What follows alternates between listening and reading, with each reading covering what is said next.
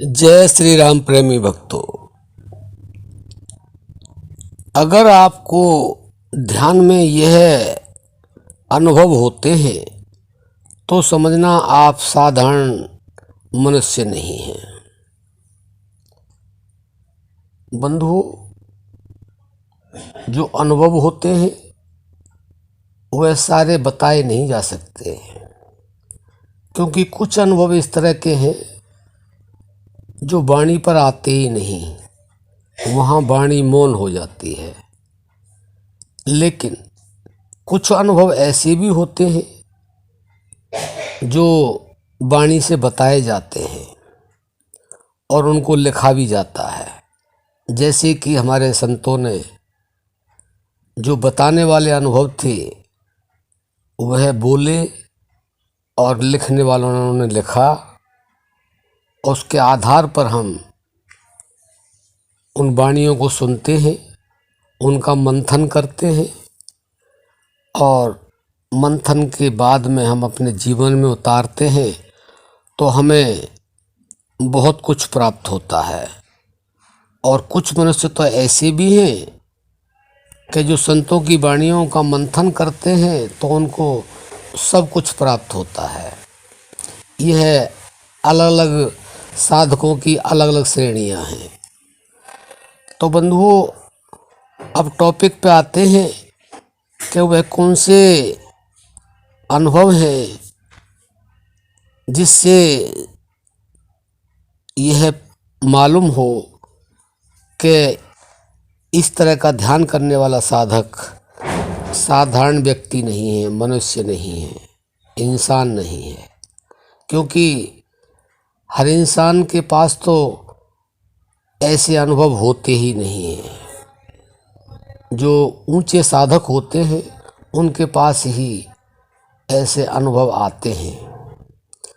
तो जान लेते हैं, थोड़ा आप ध्यान से सुनना और सुन करके अपनी साधना को आगे बढ़ाना, तो ये अनुभव आपके अंदर भी हो सकते हैं। देखिए, सबसे पहले तो आप यह समझ लें, जब हम साधना करते हैं तो उससे हमें धीरे धीरे हमारा मन एकाग्रता की तरफ बढ़ता है। और जब एकाग्रता धीरे धीरे आती है तो हमें ध्यान की अवस्था का पता चलता है। और मन की एकाग्रता ही ध्यान की अवस्था है। तो बंधुओं, उस समय जो व्यक्ति ध्यान में आगे बढ़ जाते हैं और निरंतरता से ध्यान करते रहते हैं तो उन्हें ऐसा अनुभव होता है। सबसे पहले तो आप यह समझ लें कि उनकी वाणी मधुर होने लगती है अपने आप, क्योंकि यह ध्यान से ही होता है, नाम जप से ही होता है। पहले नाम जप, उसके बाद में ध्यान। और ध्यान की प्रक्रिया के बाद ही हमें स्वयं का बोध होता है, परमात्मा तत्व की भी प्राप्ति होती है, क्योंकि ध्यान के बाद ही समाधि की स्थिति प्राप्त होती है। ऐसे जो व्यक्ति होते हैं वह मधुर तो बोलते ही हैं, लेकिन उनके अंदर वह पावर भी आ जाती है जो कह देते हैं ज़्यादातर सच होता है, उसमें झूठ नहीं होता है। उसके बाद में ऐसे व्यक्ति जब किसी के पास जाते हैं और मुस्कुराते हैं तो सामने वाला ऐसे समझता है कि इसके पास कोई स्पेशल पावर है, क्योंकि उनकी जो मुस्कुराहट है वो इस तरह की होती है, मोहने वाली, जो कि हर व्यक्ति के पास नहीं होती। इसके आगे उस साधक को यह भी होता है कि वो जहाँ जाता है उसका अपमान करने वाला भी सम्मान करने लग जाता है। उसके अंदर जो व्यक्ति ध्यान करता है और साधना में उच्चतम अवस्था में होता है तो उसके अंदर एक ऐसी पावर आ जाती है कि उसको देख करके लोग मंत्र मुग्ध होते हैं। कुछ लोग इस तरह के भी होते हैं जो ऐसे साधक का पुराना संस्कार होता है, जैसे वाल्मीकि थे, वो मारकाट करते थे, संत मिले और ज्ञान हुआ तो उन्होंने नाम का सहारा लिया, जप किया, फिर ध्यान किया और समाधिस्थ हो गए और ब्रह्म ऋषि हो गए।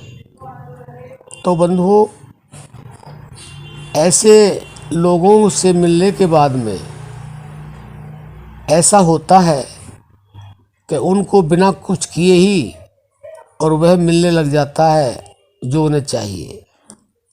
ये ध्यान की अवस्था से ही होता है।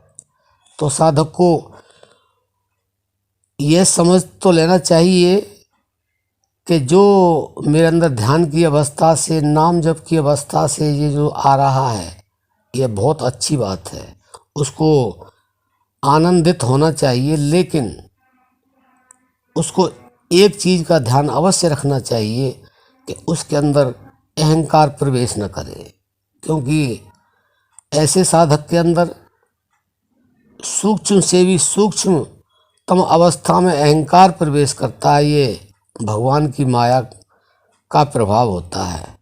तो उसको चाहिए कि अहंकार को अंदर प्रवेश ना होने दे, क्योंकि जब कुछ प्राप्त होता है तो ये तो अंदर की दुनिया की बात है, बाहर की दुनिया में भी अहंकार हो जाता है। और अहंकार होने के बाद क्या होता है? पतन होता है। पतन का कारण केवल और केवल अहंकार है।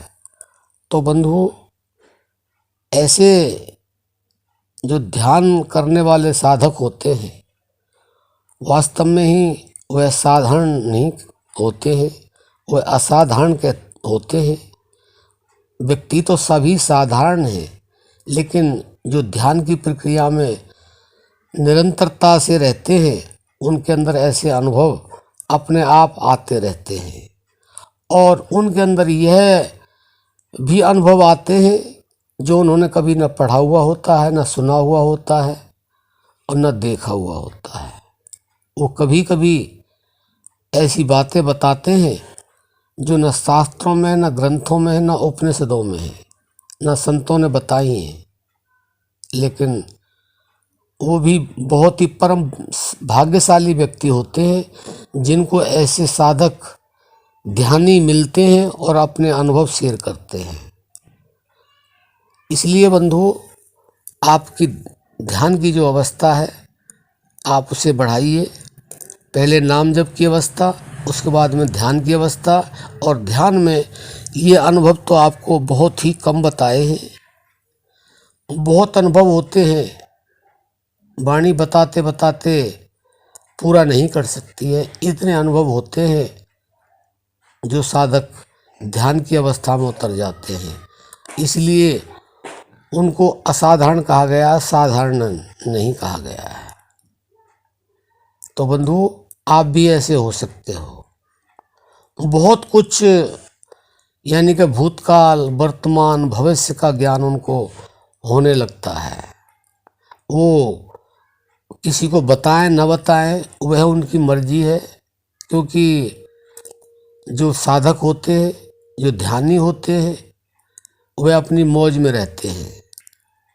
क्योंकि एक दोहे में कहा भी गया ना, आई मौज फकीर की, दिया झोंपड़ा फूंक। तो वो अपनी मौज में रहते हैं। मौज आई तो बता दिया, मौज नहीं आई तो कोई बात नहीं, जो हो रहा होने दो। कुछ लेना न देना, मगन रहना।